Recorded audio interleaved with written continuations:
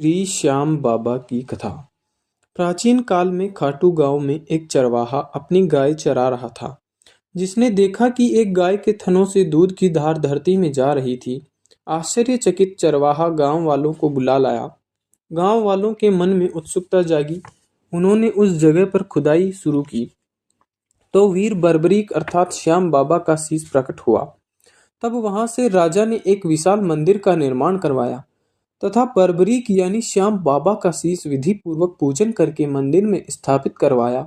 यह स्थान राजस्थान के सीकर जिले में रिंगस कस्बे से 17 किलोमीटर की दूरी पर है, जहां प्रभु के दर्शन मात्र से ही जीवन में खुशियों एवं सुख शांति के भंडार भर जाते हैं। श्री खाटू श्याम जी की पौराणिक प्रचलित पावन कथा संक्षिप्त में इस प्रकार है। महाभारत युद्ध के लिए कौरव पांडव दलों के विशाल शिविर आमने सामने थे। शिविरों में दूसरे दिन शुरू होने वाले युद्ध की हलचल मची थी। युद्ध नीति के अनुसार सूर्यास्त पश्चात दोनों पक्षों के लोग आपस में मिलजुल सकते थे, अतः धर्म युद्ध के इन शिविरों में भी सैनिक आपस में मिलजुल रहे थे। शिविरों के बीच की भूमि वीरों के आवागमन से भरी हुई थी। तभी सुसज्जित रथ पर एक तेजस्वी योद्धा आया।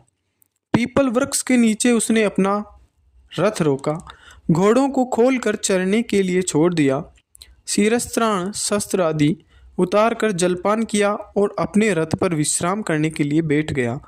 उसे दोनों दलों के वीरों ने घेर लिया। सभी का एक ही प्रश्न था, आप किस ओर से युद्ध करेंगे? किसी भी दल की ओर से नहीं। अभी तो मैं एक दर्शक की भांति इस महायुद्ध को देखने आया हूँ। बाद में मैं उस दल की ओर से युद्ध करूंगा जो पराजित होगा या जिसके साथ अन्याय हुआ होगा। सब विस्मय से उसे ही देख रहे थे। उपस्थित लोगों में से एक ने पूछा, लेकिन आपकी सेना कहाँ है? क्या आपकी सेना पीछे आ रही है? नहीं, मुझे सेना की आवश्यकता नहीं है, मैं बिना सेना के ही आया हूँ, बर्बरीक ने गर्व से कहा। तब आप पराजित दल की सहायता कैसे करेंगे? आगंतुक महाबली मुस्कुराए। मुझे सेना की आवश्यकता ही नहीं है, मुझे अपने इस धनुष और इन बाणों पर असीम विश्वास है। मैं एक ही बाण से शत्रु सेना का संहार कर सकता हूँ।